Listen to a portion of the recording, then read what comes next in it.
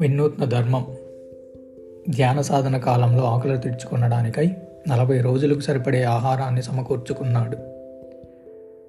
తన మనస్సును చికాకుపరిచిన చెడు ఆలోచనలన్నిటినీ పారద్రోలి గౌతముడు ఆకలి తీర్చుకుని సత్తువ తెచ్చుకొని అలసట తీర్చుకున్నాడు.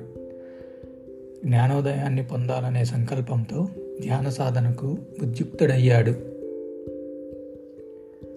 4 వారాల ధ్యాన సాధన తర్వాత గౌతమునికి జ్ఞానోదయం అయింది. 4 దశలలో అతడు సంపూర్ణ జ్ఞానోదయాన్ని పొందాడు. మొదటి దశలో అతడు హేతువును శోధన చేపట్టాడు. అతని ఒంటరితనం దానిని సులభంగా పొందడానికి దోహదపడింది. 2వ దశలో అతడు ఏకాగ్రతను కూడా దానికి జోడించాడు. 3వ దశలో సమచిత్తం, అప్రమత్తతలను తన సహాయానికై వినియోగించాడు. చిట్ట చివరి 4వ దశలో స్వచ్ఛతను సమచిత్తాన్ని అప్రమత్తతకు అనుసంధించాడు. ఆ విధంగా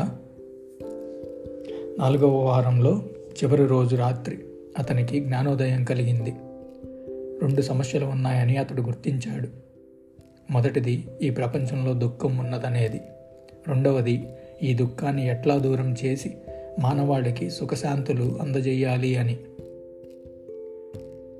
చిట్ట చివరికి 4 వారాల పాటు ధ్యానం చేయగా అంధకారం తొలగిపోయి కాంతి ఉదయించి అజ్ఞానం తొలగిపోయి జ్ఞానం ఉద్భవించింది.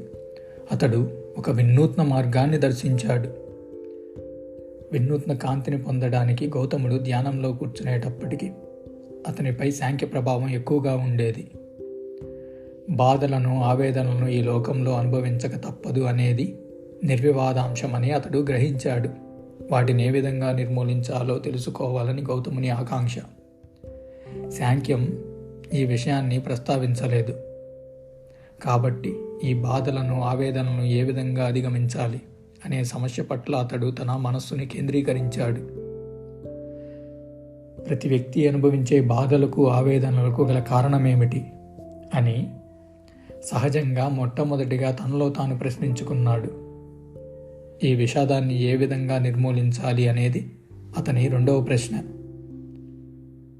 సమ్మబోధి అనేదే ఈ 2 సమస్యలకు పరిష్కార మార్గం అనే సమాధాన్ని పొందాడు. అందువల్లనే ఆ మర్రి చెట్టుకు బోధి వృక్షం అనే పేరు వచ్చింది.